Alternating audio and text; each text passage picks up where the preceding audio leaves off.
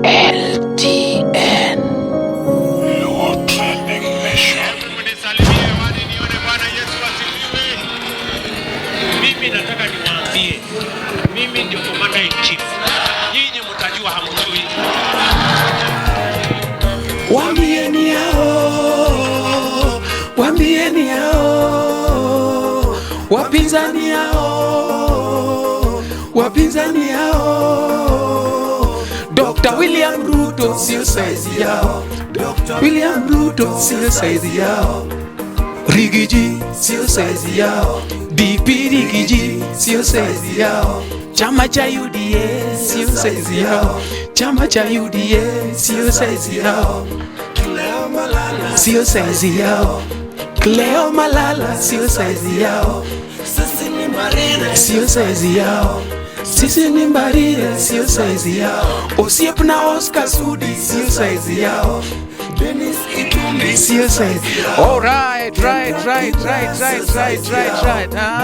That is a new song by Onyi. Tibim the former. Siku hizi ni Onyi Jalamo. Onyi Jalamo.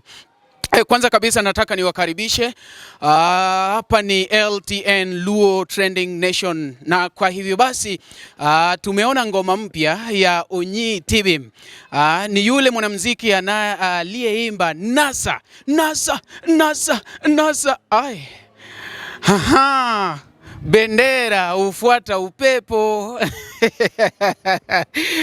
NASA imebadilika ikakuwa UDA. Tunataka kujua ni nini haswa kimefanya Onyi Tibim akue Onyi Jalamo hadi ameingia UDA. Huyu alikuwa supporter wa Raila Amolo Odinga, supporter number 1. Na siku hizi ako kwa UDA.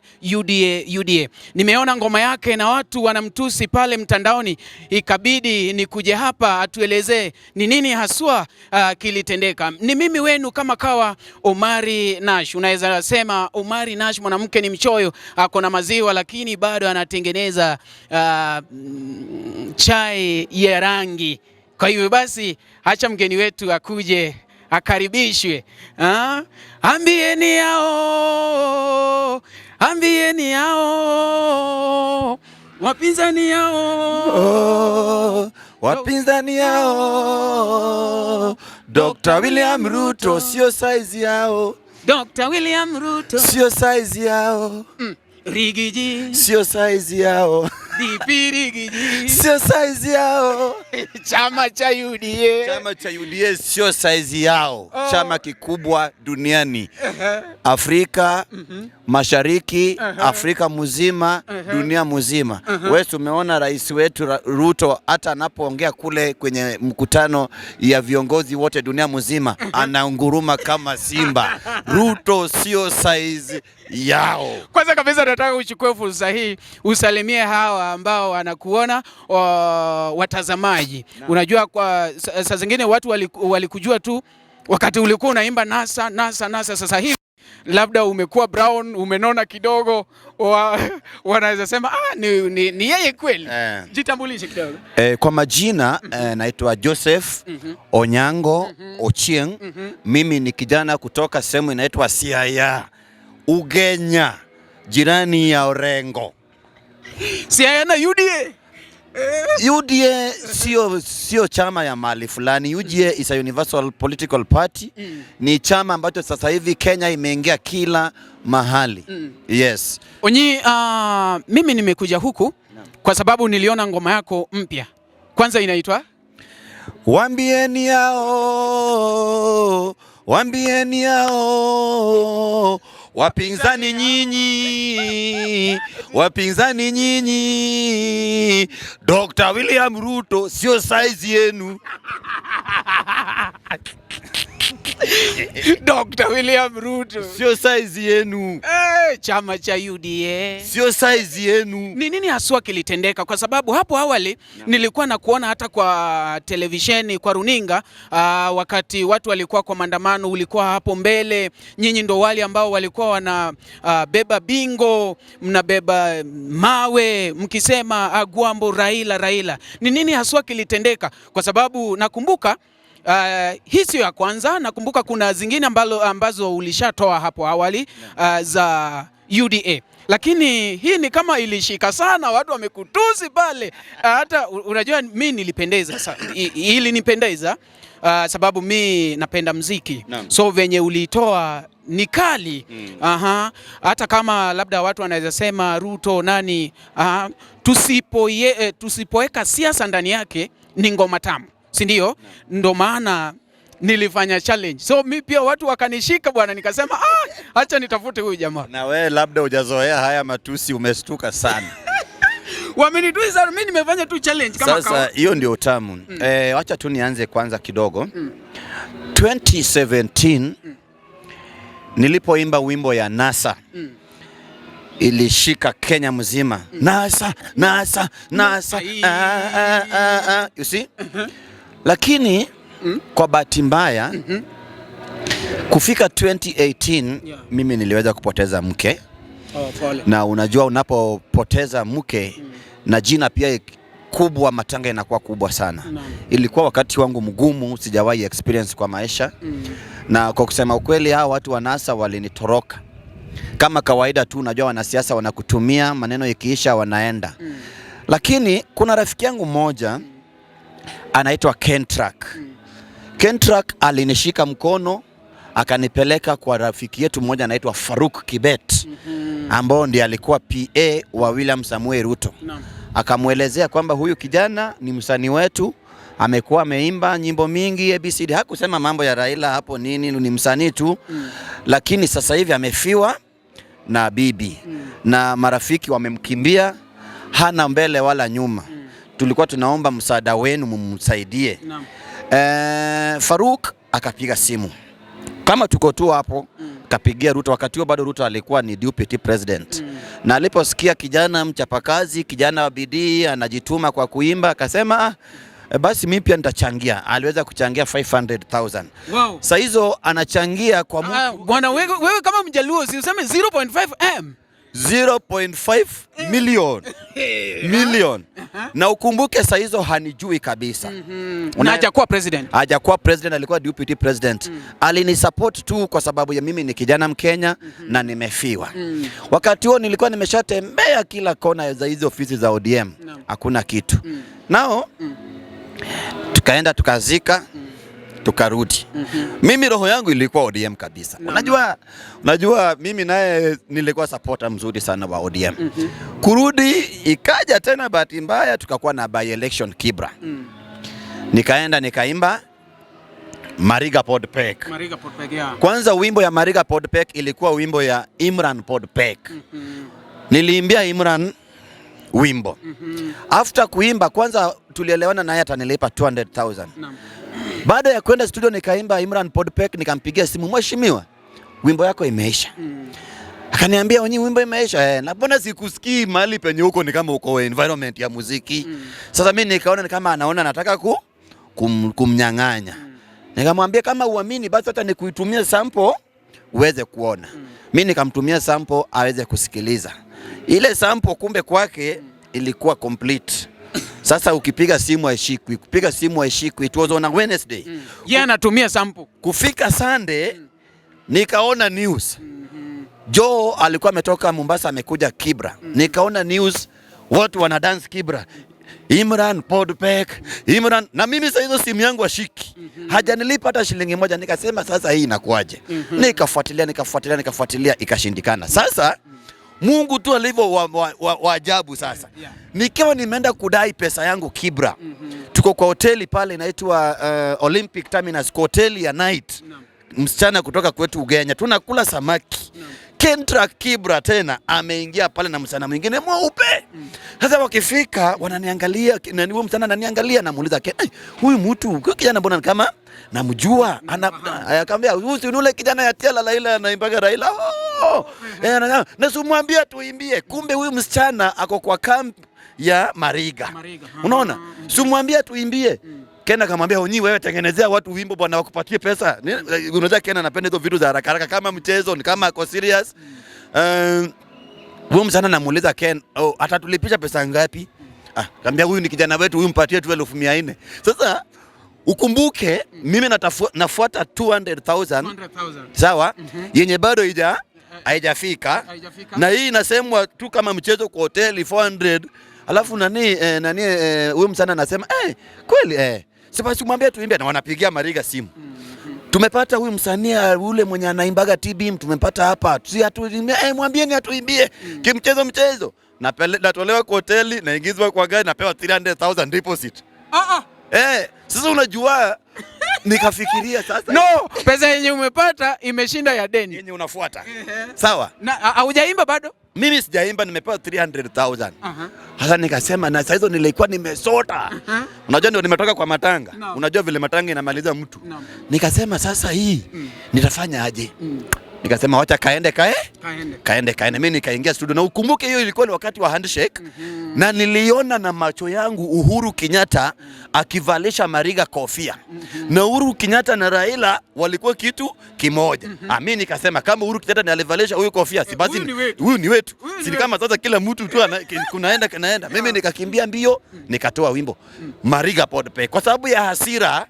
Nikasema kwa sababu Imran amejifanya yeye mjanja sana kuniliko mimi, amekataa kupokea simu yangu. Hii wimbo natoa mahali pa jina tu. So kila kitu inabaki hivyo. So badala ya kusema Imran Podpek, ukasema Mariga Podpek. Lindi nikataja hizo words ziko ndani ya Kibra constituency. Nikamaliza wimbo, nikampigia Kenta, nikamwambia wimbo nimemaliza. Akaniambia Onyi uko wapi? Nikamwambia niko kwa studio. Kuja Ngong Hills Hotel. Mimi nikaenda Ngong Hills Hotel pale Ngong Road. Kufika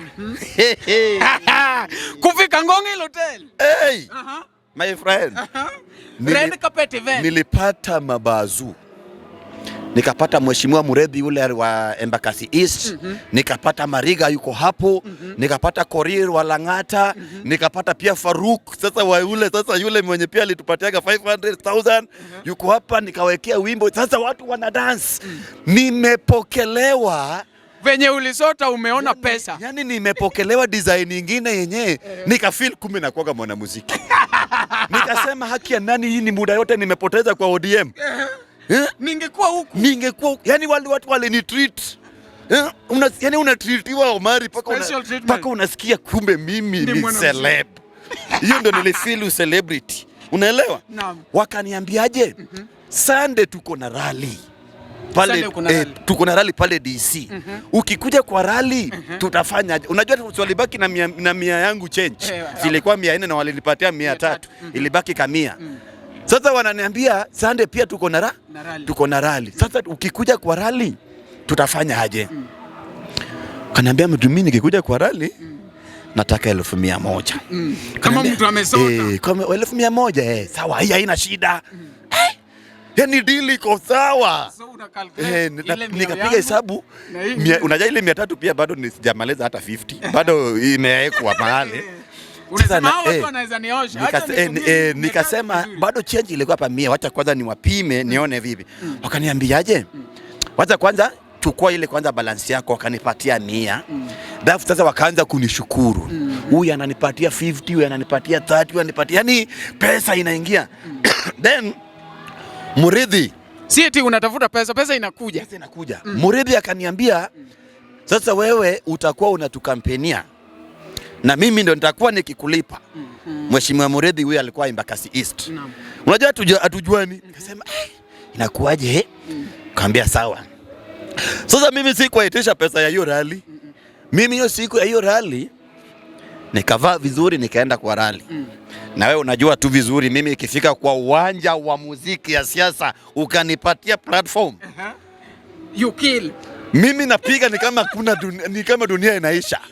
Unaelewa? Si tunapiga unaua. Ninaua show. Mimi nikasimama Kibra. Nikapiga show Mari. Na unajua ujue napiga show nikiwa na hasira mbili. Ya kuoshwa na pia ya utajiri kama mfuko imejaa. Nikapiga show. Show ikashika.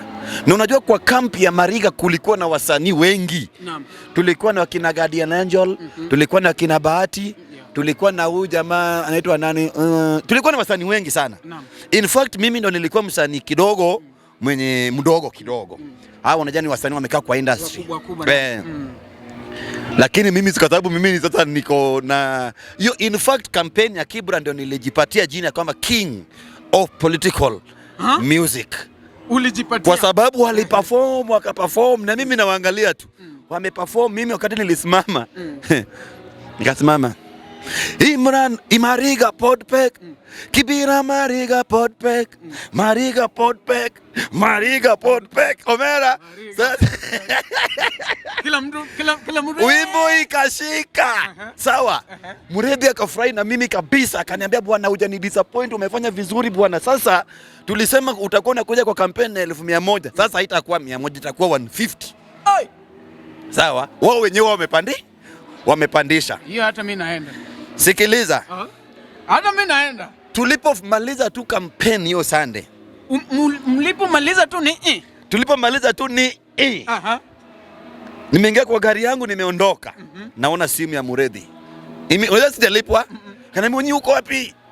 Nikamwambia niko kwa njia narudi kwa nyumba. Fanya hivi usiende kwa nyumba. Kuja hapa Carnival.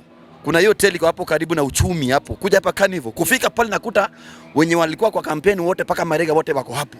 Wao nimepongezwa nikapongezwa nikasema sasa hii ndio mahali penye panastahili. Wacha sasa news ikaenda sasa jioni rally ile ilikuwa Kibra. Wakaniona watu wameniona nimeperform. Napata simu kutoka paka ushago kwetu. Onyi umetusaliti.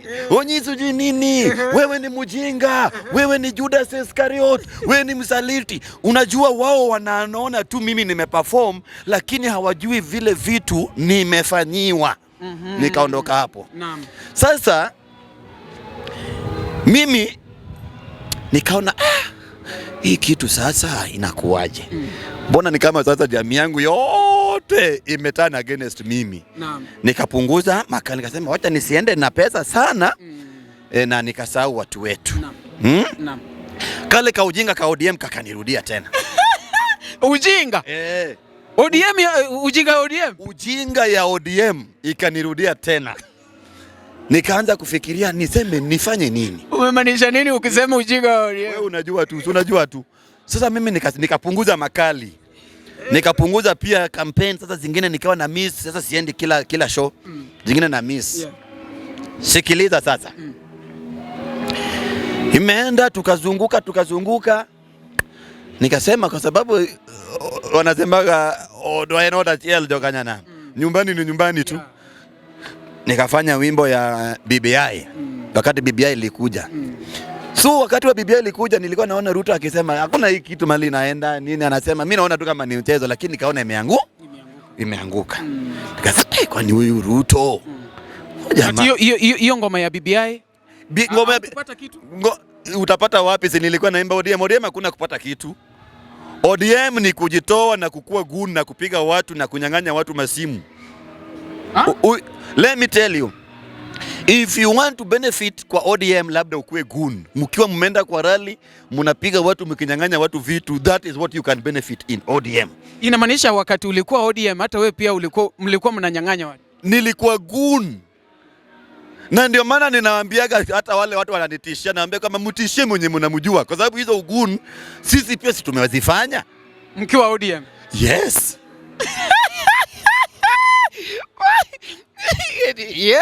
Yes.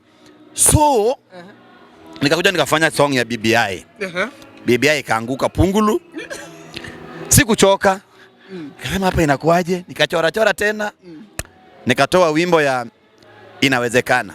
Tulifanya collab na msana mmoja hivi Mkikuyu anaitwa Wanja. Ikaenda sasa kuna siku Wakikuyu walikuwa wanaenda ku-enroll Raila Nyeri.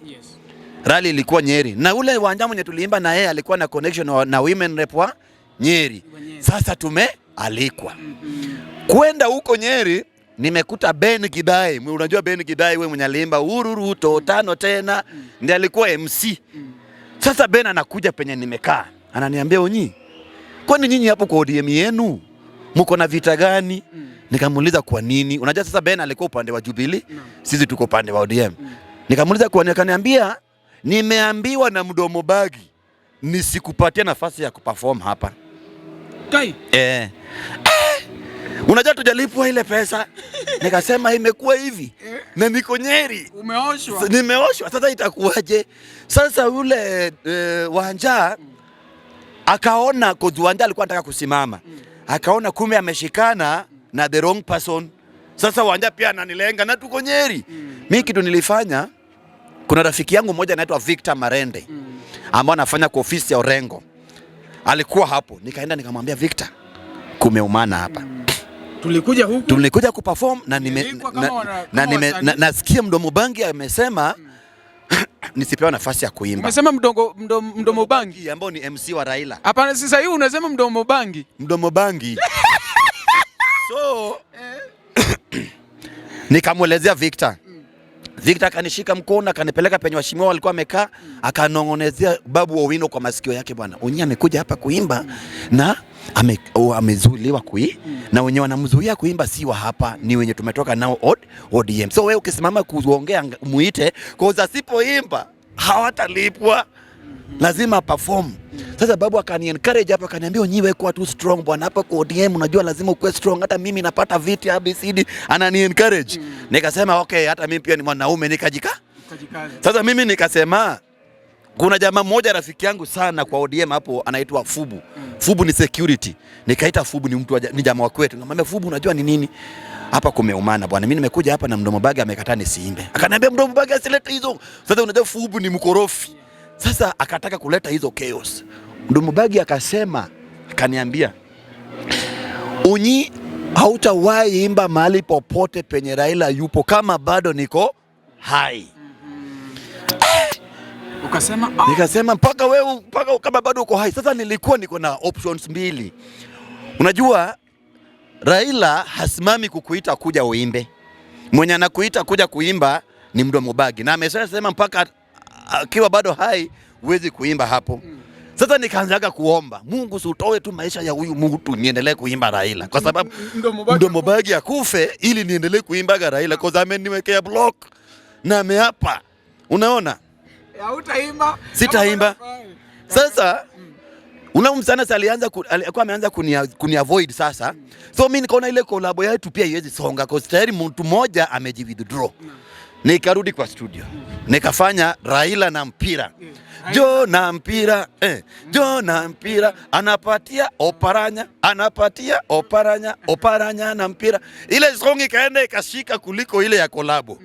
Ikaenda ikashika kabisa. Unfortunately, already baba alikuwa ameshapenda ile song ya lero ni lero. Alikuwa ameipenda hiyo. So hii yangu haipigwi sana. Unaona? Rafiki yangu Mheshimiwa Wanjala kutoka Budalangi akani-invite. Tarehe 24 Disemba wanakuaga na boat riding. Akani-invite niende niimbe. Kwenda kuimba Raila na mpira, my friend, ground ili dance. Watu wali dance. Wanjala akaniambia, Onyi, tuko na Luya declaration Kakamega. Usirudi Nairobi, tuende Kakamega tarehe 26 Disemba. Nikasema ni sawa, si yote ni kazi tu. Mimi nikalala tarehe 26 mbio Kakamega.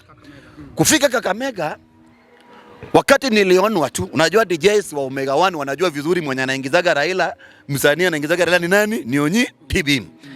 Sasa unajua siitwi, lakini ilikuwa ni Luya declaration. Sasa tumekaa hapo hivyo, wakati baba alikuwa anasimamishwa sasa kuja kuongea. DJ wanajua vizuri Onyi sasa anafaa kuingia. DJ wakaweka wimbo yangu ya Papa. Ndio unasikia Raila anasema, wewe DJ, hapana leta machanganyiko, nataka lero ni lero. Unasikia? Hiyo kitu ikakuwa ni pigo. Ni kama baba amekukana. Ni kama baba amenikana. Sasa media wanakuja mbio, Onyi umesikia vile baba amesema, baba amereject wimbo yako, unafanyaje sasa hapo nini? Bwana, nimeona aibu kubwa, nikasema hapa sasa ile hasira penye imefika na kuna kitu naweza fanyia baba. Wacha mimi nijitoa. Yaani wewe ndo baba alikuwa anakwambia, baba alikuwa anasema hapana mchanganyiko. Ni mimi alikuwa ananiambia. Sasa mimi nikasema hapa najitoa, nikachukua pikipiki nikatoka kwa sini. DJ, eka ile ya lero ni lero. Hapana leta mchanganyiko. Nikajiondoa Kakamega. Nikasema sasa mimi kuisha. Wacha sasa social media. Social media kila mahali baba amekataa nyimbo za Onyi. Sasa kwa WhatsApp group zote nikiongea kitu wewe baba alishakukataa. Ukitaka kusema aya nitafanya nini? Baba alikataa. Baba alikataa. Nao nikasema mimi hii sasa sitaki kukua ni kama na yumba yumba. Saa hizo na Mungu ni shahidi. Governor Sakaja alikuwa my best friend. Tulikuwa tunaongea na Governor Sakaja. Paka Sakaja ananiambia Onyi tutengenezee wimbo ya UDA. Tutengenezee wimbo ya UDA bwana, sisi tutakujenga. Kuna milioni 5 hapa. Unaona? Nikampiga kona kwa sababu sikutaka kuiumba nionekane kama mimi msaliti tena. Ile matusi ya usaliti sikuitaka tena. Nikavumilia. Nao kukakuwa na Azimio Kasarani. Unaelewa? Wakati Diamond alikuja. Diamond hajakuja, hiyo ni show ya kwanza. Okay.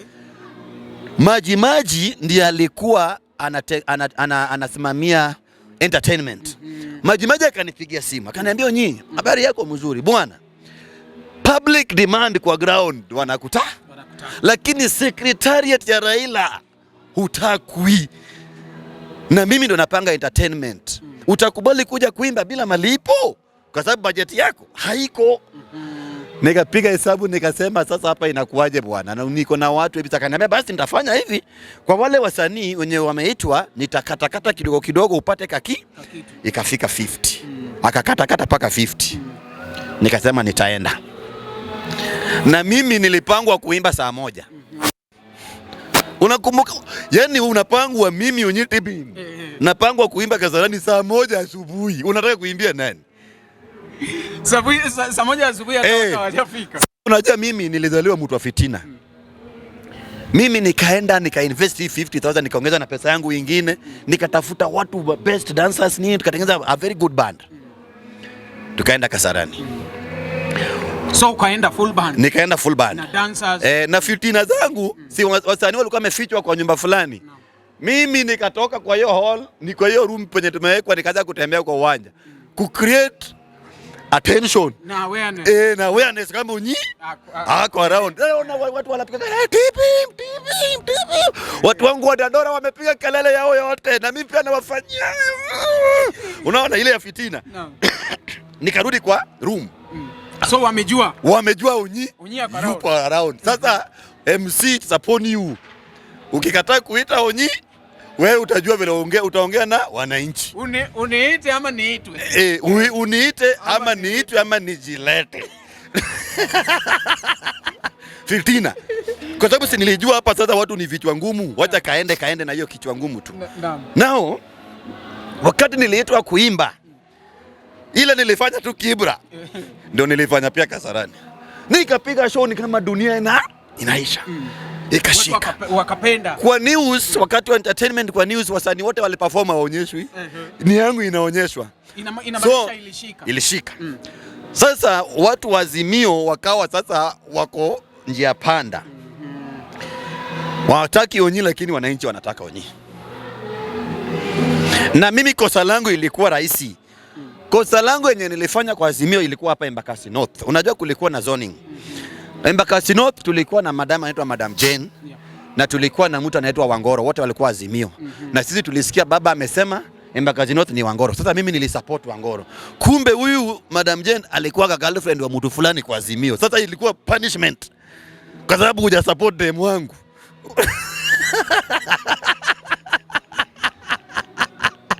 Ilikuwa punishment na panishiwa kwa sababu sija support dem ya mtu fulani. I can even mention the person. Now nikavumilia tu. Sasa kuna huyu mama anaitwa Milka Omondi. Ameimba Yesu tio talenga linga. Tio talenga linga. Yes. Yesu tio talenga linga. Milka Omondi. Tulikuwa tumekutana naye kwa rallies mingi, tumekuwa marafiki sana. Milka akanipigia simu na niambia Onyi, umeitwa kwa ile rally ya Kasarani. Sasa hiyo ni rally nyingine. Ile si ilipita. Nikamwambia mimi sijapata sijalikuwa. Sasa itakuwaje? Na unajua mimi nilikuwa nimeshaongea na Milka, tulikuwa tunafaa kwenda kufanya campaign Dandora ya Dan. Nilikuwa naenda ku appreciate Dan, nimempelekea msanii. Na mimi pia sasa. Nikamwambia mimi sijaitwa. Kaniambia sasa tutafanya aje? Nikamwambia wewe kuja tu Nairobi. Akaja Nairobi, nikamchukua nikampeleka Dandora. tukaperform Dandora, then nikampeleka Kasarani. Cause kesho ndio rally ya Kasarani. Sasa inaitwa auditions, ilikuwa inafanyika leo. Dry run. Nikampeleka, jina yangu haiko kwa list kabisa. Sasa mimi hata watu wazimia wajui kuna kuga na msanii. Inamaanisha kuwa haukupewa nafasi hata ya auditions waseme kuwa umefail, umeanguka. Sikupewa, yani mimi sijulikani na kwaga. Mimi nikamwambia Milka, my sister, mimi kesho nitakupeleka Kasarani na nitakupeleka sasa kama mwananchi wa kawaida, si kama msanii. Nitakupeleka kama wafuasi tu. Wafuasi tu. Mimi siku ya rally ya Kasarani nikaenda tu kama mtu tu, sikukuwa na plan ya kuperform.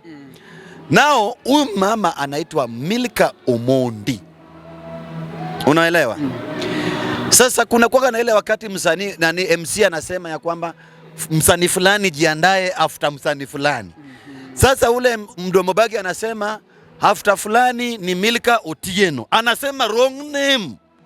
Na mimi ndio nimekuja na huyu mama hapa. Nikasema hapana, huyu ni bibi wa mtu. Unadhani bwana yake anaposikia kule nyumbani anaitwa jina ya Otieno na yeye sio Otieno ama amepata bwana mwingine? Kwa heshima zangu na hekima zangu nikaenda polepole tu kwenda kumwambia mdomo bagi kwa mdomo yake, kwa masikio yake polepole kama anaitwa Milka Omondi, si Milka. Hey, my friend, toka hapa takataka, wewe uliisha, wewe umbwa. Hey.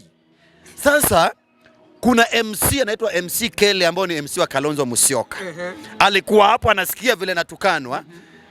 Asira unajua mimi pia bado natoka Siaya na Siaya unajua tena hizo ujinga hatutaki. See it, you are rude. You are just coming from Siaya. I'm not rude, but it is just unfortunate that I'm coming from Siaya. So nikaangalia mdomo bangi nikasema huyu ni mbebe nianguke naye, nikasema hapana, itakuwa breaking news mbaya. Ni kama nimeenda kuharibu mkutano ya baba. Wacha nitulie. Unaweza kufa pia hapa. Sasa yule MC ananiambia Onyi, usijibu. Paka ananifunika, usijibu, nyamaza. Nyamaza. Ananiambia nimesikia, tulia.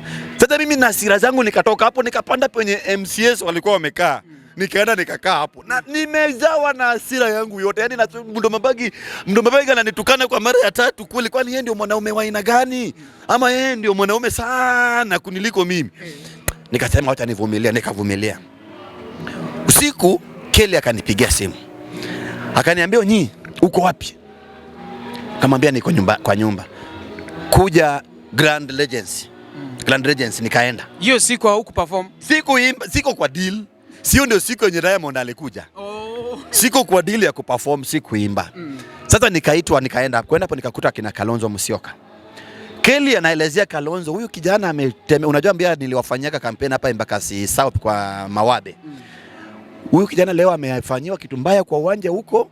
MC alimtukana sana kama nasikia. Na wamekuwa wakimfrustrate ABCD. Sasa anaelezea Kalonzo. Kalonzo akanipromise. Akaniambia mimi niliona vile ulitufanyia NASA na niliona pia vile ulikuja ukatufanyia kampeni huko Embakasi South. Mimi nakupromise, tukishaingia kwa serikali ambao sasa Raila anaenda kwa president, Kalonzo alikuwa ndani yake, wewe utakuwa ndani ya serikali yetu kwa kupitia chama cha Wiper. Sasa mimi nilikuwa nimekaaga na ngoja Raila tangaze president waingie kwa serikali, niingie na Wiper. Sababu ni kama ODM ishanikataa. Bahati mbaya Chebukati akatangaza William Samoei Ruto, mimi kuisha. Sasa kuna option, labda ningoje Wiper kama itajaribu 2027. Nikasema sasa inakuaje sasa hapa? Na lazima usurvive. Maisha inaanza aje? Unajua hiyo saa hizo maisha imenipiga, nilikuwa nimezunguka na watu najilazimisha mpaka hata nimeshatolewa kwa nyumba nilikuwa nakaa. Nilikuwa nakaa kwa nyumba ya 2 bedroom. Nimetolewa nimerudi kwa single room na watoto nimejifinya nao. Nikasema hapa inakuaje? Nikasema bwana, Ruto ametushinda. Ni ukweli. Nikasema Ruto ametushinda. Na nikarudi kwa English ingine inasemaga if you cannot beat them, please join them very fast. Na nikapiga hesabu nikasema baba ya Ruto alikuwaga ni nani? Nikatafuta nikashindwa. Nakuja naambiwa Ruto sijui alikuwaga tu mtu wa kuku ABCD. Na nikajikompare pia mimi, nikasema hata mimi mwenye najua baba yangu hakuna. Hata mimi nakuja tu from nowhere. Nikasema this is the best person kuungana na yeye. Huyu sasa ndio mtu mwenye tunaweza saidiana, kwa sababu huyu ni mtu anajua maisha. Ruto ukimuuliza kutoka Dandora kwenda town ni pesa ngapi, anajua fare. Ukimuuliza mayai na pesa ngapi, unga, kila kitu anajua, cause ameishi maisha ya kawaida. Wachana na Uhuru alikuwa anaulizwa mkate unadhani sasa pesa ngapi, anasema ni 800. Nikasema this is the right person. Nimeng'ang'ana kukaa mali penye sistahili. ODM inataka uende ukiwa na pesa. It is either uende ukiwa na pesa ukulwe pesa yako, ama uende ukiwa gun ujitafutie pesa. Nikajiangalia ni nguvu ya kukua gun sina. Pesa pia sina. Nitafanya nini? Iko chama moja imekuja hapa ya mahustlers na mimi ni hustler. Nikatwanga ngoma. Congratulations. Pongezi, ongera, William Ruto, hustler. Nikaimba, kumbe joturwa, sasa sio kelele, sasa sio fitina, sio maneno mengi, kumbe ni kujipanga. Sasa nawaambia watu, nikiangalia vile tulikuwa tunaambiwa, deep state. Hii tushachukua. Hii imeenda. Waseka. Gini waseka. Ilikuwa ni Gini waseka. Muhammad alikuwa anachocha hiyo kitu. Nikasema kumbe siasa sio kelele. Imeenda. Kumbe siasa sio kiburi na kujipiga kifua. Ni kujipanga polepole pale chini, unaunganisha hii na hii na hii, unapata kitu unataka. Na mimi usema no matter mali penye mwanamke alipata mimba, hata kama lala na mwanaume kwa kibanda, hata kama lala na mwanaume kwa street, akapata mimba yako mali, you can be a leader. Sio lazima ushikwe mkono na fulani ndio, no. Ingekuwa lazima ushikwe mkono na fulani, Ruto asingekuwa president wa hii nchi. Ruto hajashikwa mkono na nani? William Ruto. Na nani kamshika mkono? Nataka uniambie, Ruto alipata jamu wakati mmoja tu. Kuna wakati yeye pia alijichanganya akasupport Raila. Hapo ndio kidogo alipata jamu.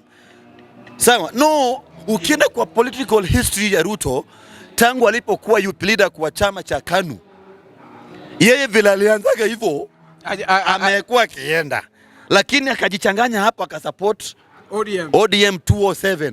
Ndio kujami kaingia kidogo pale, hadi anashikwa na Uhuru, wanapelekwa kule, wakapiga mahesabu, wakasema kumbe kunaenda hivyo, akajipanga ABCD, wakakuja hapa wakiwa wastakiwa, akakuwa deputy president, na alikuwa anasema, so inamaanisha kuwa alikuwa anaambia watu, mimi mkiniangalia hivi, kwani mimi ni mtu wa kutishwa? Kwani mimi deep state ni nini? Mimi nilikuwa nadhani ni mchezo. Kumbe this guy was serious. So nikasema pana. That's the truth. Now Omari, wacha nirudi sasa kwa uhalisia. Wa Kenya, hii nchi yetu iliharibika wakati Uhuru Kenyatta na Raila Amolo Odinga walikuwa wameshikana. Unajua saa hizi watu wanasema kuwa maisha ni ngumu. Sikiliza tu, nakuja hapo. Wakati Uhuru Kenyatta na Raila Amolo Odinga walisalimiana, hiyo nchi yetu ilizama. Kwa sababu gani? Uhuru Kenyatta kama angeamuka asubuhi afikirie kwenda China kukopa bilioni 8 ama trilioni ngapi, angeenda, hakuna mtu wa kumquestion, cause mwenye angeza kumquestion tayari pia ni rafiki yake. Unaona? Sasa wakati tulikuwa tunaenda kwa elections, kulikuwa na ile operation chukua kura. Ruto Uhuru ambaye alikuwa president alitangaza bei ya unga kuwa 100. Hawakulipa millers, kwa sababu walikuwa najua wanarudi kwa government watarekebisha. So Ruto amechukua hii nchi. I'm telling you the truth, Omari, na Mungu ni shahidi, kama nasema uongo nisiamuke kesho. Ruto amechukua hii nchi kama hii nchi ilikuwa ni skeleton. Waligula hii imeenda hii nchi. Raila na Uhuru waligula kila kitu. Ilienda venye walikuwa wanasema. Hii nchi kama hii nchi ni skeleton. Saa hiyo Mari ndio tunakaribia kuanza kuishi maisha ya Rais William Samoei Ruto wakiwa na Gachagwa. Lakini tumekuwa tukiishi maisha ya Uhuru Kenyatta wakiwa na Raila Amolo Odinga. Unaelewa? Vitu zinafiksiwa. Omari, enda supermarket. Wachana na hizi maneno unasikia. Wachana na hizo. Enda supermarket. My friend, vitu zinarekebishwa. Unga sasa hivi unajua ni pesa ngapi? Sijanunua ovlet. Hujanunua ovlet? unga sasa hivi ni 100, kuna wengine wanauza 120, wengine wanauza 130, wengine inaenda ikishuka. Tunaelekea tu ile wale ambao wanatizama, ni ukweli. Hiyo ndio ukweli. Hata ya 100 iko. Unga 2 kg ndio naongelelea. Alafu wacha nikwambie the most sweet part of it. Kuna watu wenye walijitoa kusabotage the government, and we know them. Omari, hii nchi unaona, hii nchi iligawaniwa kitambo. Kuna makartels kwa nchi. Kuna watu wenye wako kwa department ya energy wanakulaga tu hapo, and we know them. Walishagawana hii nchi. Energy ni gas, fuel hizo. Electricity. Mimi nauliza swali Omari. Uzuri tu. President hawezi amuka asubuhi na aseme unga ni 50 bob na hiyo unga iko kwa pale duka, si yeye alinunulia, huyo mama anauza hiyo duka. Hiyo ni kama unataka kuzamisha nchi. Unaelewa? Na kama nchi ni ngumu, kuna njaa, wewe kwenu nyumbani mkiwa na njaa mnafanyaje? Si mnakaa kama familia? Naam. Na unaambia bibi yako na watoto wako, hii njaa imetupiga raundi, hatutaki itupige tena. Tuendeni wapi? Shambani tulime. Tafuteni mbegu, tafuteni mbolea, tafuteni tingatinga zikuje, tulime, tukuje kuwa na chakula. Huendi kuandamana, kwa sababu kwa maandamano haileti chakula, inazidi kudumisha uchumi ya nchi. Kwa sababu sasa zile wewe unaandamana na mimi na lima, at the end of the day nani atakuwa na chakula? Yule ambaye analima. Na ndio hiyo sasa kili itakuja kukukujia njia ya kutaka kuninyang'anya mimi. Do you know what? Luos are known as one of the best English speakers in the world. Na English language is known as the language ya the most learned people. Sawa? Kings and queens language. Yes. Lakini kija hapa Nairobi, wale wenye tunadharau hawajasoma, wale wenye matamishi yao si mzuri, hata hujui kujieleza kwa Kiingereza, ndio tunakaa kwa manyumba zao. Ni ukweli. Ndio tunakaa kwa manyumba zao. Hata akikuja anataka pesa yako, unaweza cheka. Mari, mvua imenyesha hapa nyuma, tumekuwa na mafuriko hadi kwetu kule Ujaluoni. Tuko na kijana mmoja anaitwa Eliud Owalo. Kwa sababu kwa government akasema hawezi kubali watu wao wakaangamie, akawa anatoa at least msaada ya jinsi ya kuweza kusaidia watu, mattresses, chakula, ABCD. ODM inapinga hiyo. Eti hiyo ni mbaya. Wanapinga. Now, wewe unasema tusifuate Ruto, wewe unasema tusifuate UDA, and you are not offering anything. At least ungetuambia msifuate hii, chukueni hii. Hao watu wanasema sisi chama chetu, and by the way, I would wish ODM itoe ile letter ya D ya democratic, because they are not. Why are you saying that? Kwa nini wasema this? Because wanasema Orange Democratic Movement, demokrasia, si ni haki na uhuru, si ndio? Kwa nini Onyi leo hii ameimba Ruto, Onyi anapigwa? If we are democratic, if we are democratic, kwa nini Omari anaenda kusimama Dandora, lakini kwa sababu ajuani na Raila hapati certificate, na watu wa Dandora wanataka Omari? If we are hizo zote zinatendeka. Then wewe unajuaga kwa nini tunaitaga baba Raila baba?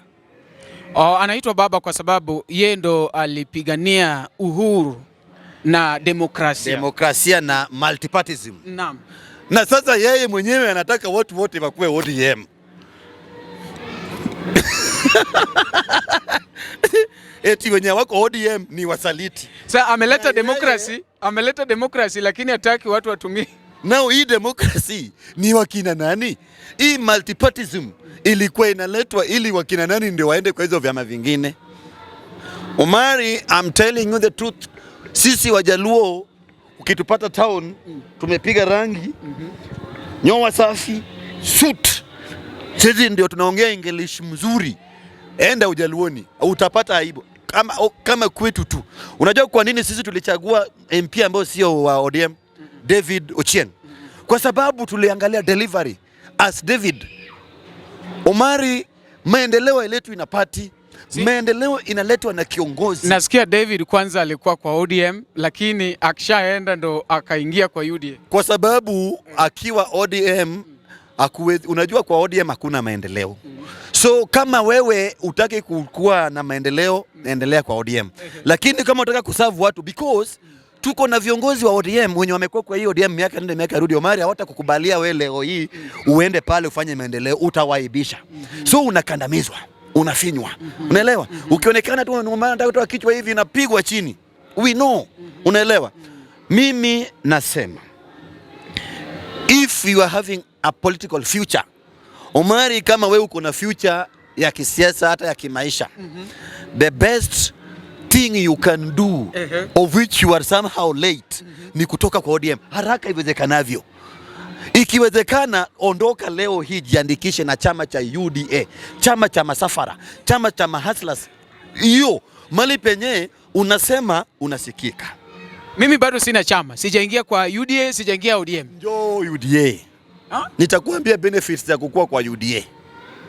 Sawa? Moja. Number 1, hatuangalii title ya kama wewe ni mtoto wa nani. Hiyo haipo kwa qualifications. Okay. Hautajieleza sijui mimi ndio mtoto. Unajua sisi saa hii Omari, nchi imeamuka. We don't want to know about the political history. Sisi tunataka tuelezee sijui unajua sisi chama hii sijui mwaka sijui 90 na ngapi, sijui tulifanya sijui nini. We don't want to hear those things. We want to know hapa kulikuwa daraja hii ilikuwa mbaya, ilikuwa ipitiki. Watoto walishindwa kwenda shule. Unanielewa? Shule hazikuwa na classes mzuri. Hospitali hazina madawa. Unanielewa? Hizo ndio vitu tunataka kusikia. Omari, we choose people, we don't choose parties. Unanielewa? Tunachagua watu, tunataka watu, hatutaki parties. Kata kama wewe utakuja na mafisi party ama masheta, ama wacha niweke vizuri, mashetani party, lakini unafanya kazi, lakini barabara zinapitika, siweje sakuna, sitima inawaka, maji safi, shule safi, hospitali iko fiti. My friend, we are voting you. We don't vote party. And I'm telling you this. Sasa tunaenda kwa kitu inaitwa grassroots elections. Vijana wametokelezea baba. Wanataka kugombea, wengine wanataka kuwa youth leader, wengine wanataka kuwa chairpersons, wengine wanataka kuwa women rep, ABCD ndani ya vyama. Na wacha nikwambie, wanatoka kwa hizo vyama vingine wakiingia UDA, wameona future. Omari, tangu elections ziishe, umewahi sikia mtu amedefect kutoka kwa chama kingine wakaenda ODM? Kwa wewe ni mwana wa habari, umeshasikia? Bado. Lakini si umesikia watu wana defect wakikuja UDA? Ama usikii? Watu wengi. Nikuhesabie watu wengi. Watu wengi. Na kuuliza swali. Watu wanatokaga mahali pabaya wakienda mahali pazuri, ama wanatokaga mahali pazuri wakienda mahali pabaya? Wane mahali pazuri. Mahali pazuri. So there is future in UDA. Mimi naambia watu jiandikishe na chama cha UDA, na sana sana ndugu zetu kutoka Ujaluoni, Jokanya nam asayo gingwono wanbe wabede gilokruok ekunde wa mwa ae kaluowa uinjo to mondo mi wabed gilokruok ni nyaka wadonj mane sirikand ni. Hauwezi pata maendeleo ukiwa nje, ingia ndani ya serikali. Mimi naona kuna hii rafiki yangu sana anaitwa Mama Gladys Wanga, governor wa Homa Bay. Anasema serikali mbaya, anapiga serikali vibaya sana. Juzi namuona kwa ofisi ya Murkomen anataka barabara. So utapiga kelele. At the end of the day, for you to deliver, huku ndipo kuna chakula. Lazima uingie serikali. Wewe kama unataka kulisha watu, huku ndipo kuna chakula. Lakini kama unataka kukufa njana wetu, endelea kupinga serikali, ukufe na wao huko. Lakini kama unataka na 2027 Omari, I'm telling you. Sahi rais wetu William Samoei Ruto anasema msipochunga hata agents watakosa. It is not a joke. Omari, kama sahi UDA watu Kisumu town, CBD ya Kisumu watu wana dance wakivaa UDA. Kenya imefika mahali penye tulikuwa tunataka. Sasa ile demokrasia ndio inaingia. Lakini haijaingia eti watu wanataka. Inafinywa na sindano. Kuna mtu analia lakini inafinywa, inachukua mkondo. And that is what we want. Sisi tunataka Kenya yenye Mturukana ataenda Kisumu asimame kuwa MP, lakini kwa sababu anatoa service yeye ni Mkenya wanamchagua. Mkikuyu ataenda Ukambani, Muluya ataenda ABCD. Hakuna mambo cha Uluya ABCD. Na hii ukabila lazima tuimalize kwa design hiyo, because Kenyans, hebu angaliaga shida, Wakenya wakipata shida wanaungana kweli. Hata wakati ule tulikuwa na nini, tuanze hata na bomu ile ilipigwa pale pale town. Unaona vile Wakenya waliungana wakati Kenya ilivamiwa pale Westgate. Unaona vile waliungana. Kitu imekuwa ikitutenganisha tu kwa msingi ya kabila ni siasa, na hiyo inakufa. Mwenye ameiua hiyo ni William Samoei Ruto. Ruto. Paka siku hizi nikilala nashtukia tu Ruto. Na acha nikuulize kabla tutamatishe. Umelipwa ama uko tu hapa labda wapiga kelele lakini bado uko njaa mfuko? Kwanza sipigi kelele, naongea facts. Na mtu mwenye ana feel napiga kelele akuje tuongee, tu reason na yeye na ukweli, sipigi kelele. Na kuleta mageuzi ama mabadiliko hahitaji kulipwa. Omari, mimi niko na watoto, naangalia future ya watoto wangu. Kama tutaendelea na hii msingi ya ukabila, watoto wangu watakuwa na maisha aina gani? Tunataka tulete mabadiliko. Ifike mahali penye hawa watoto hata pia wanaweza kupata elimu bure, wanaweza kupata matibabu. Hiyo ndio mahali tunataka Kenya iende. Unaona? Na kwa kusema tu kweli, nchi inarekebishwa. Rigiji yako pale, Oscar Sudi yako hapo, Kimani Chungwa pale, Ndi Nyoro pale. Tuko na jamaa anacheza mchezo mwingine noma sana anaitwa Eliud Owalo ako pale. Wakina Kidero wako pale Kidete. Alafu Rigiji defender. Ruto amekaa tu pole pole. Nchi inarekebishwa.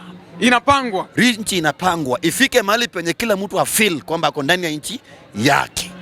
Sasa ile ilikuwa ya kwamba watu wachache ndio wanaenjoy nchi. Sasa kwa wale ambao wanakutusi mtandaoni, utawaambiaje? Kwa wale ambao wananitusi, in fact hiyo hata niseme vizuri.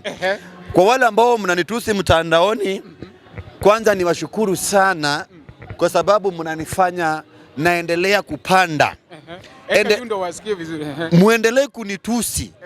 Hizo matusi zenu ni content mzuri. Mimi nazi-upload, naziweka kwa YouTube, nazi-convert into money. So nawaomba tu, musiwache kunitusi. Endeleeni kunitusi. Mupende musipende. Mulale muamuke. Mulie mucheke. Usiku mchana. The president wa nchi yetu hii ya Kenya ni William Samoei Ruto, akisaidiwa na deputy wake Rigathi Gachagwa. Hiyo ni upende usipende. Lakini ukiona hiyo ni mbaya, usitukane Onyi. Toka tu pole pole, end up town, chukua njia ya pale juu, ingia State House, mwambie Ruto na Rigathi tokeni nje, uingize yule mwenye unataka. Lakini mimi kama Onyi sina uwezo wa kufanya hiyo. Mimi naimba yule ninapenda. I'm enjoying my democratic right. The same democracy iliniruhusu kuimba Baba Raila Amolo Odinga. It's the same democracy I'm enjoying today. Naimba His Excellency Dr. William Samoei Ruto na Rigathi. Na ninawaambia, waambieni hao, ambia pia watoto wenu na mipango wenu wa kando mpaka na wajuku wenu, William Samoei Ruto na Baba Rigathi sio size yenu. Asante sana mtazamaji, venye umesikia anaitwa Onyi Jalamo. Unaweza enda pale YouTube usikize ngoma ametolea Dr. William Samoei Ruto. Ni LTN kama kawa, mimi ni wenu Omari Nash. Unaweza tuachia comment hapo utuambie umesikiaje?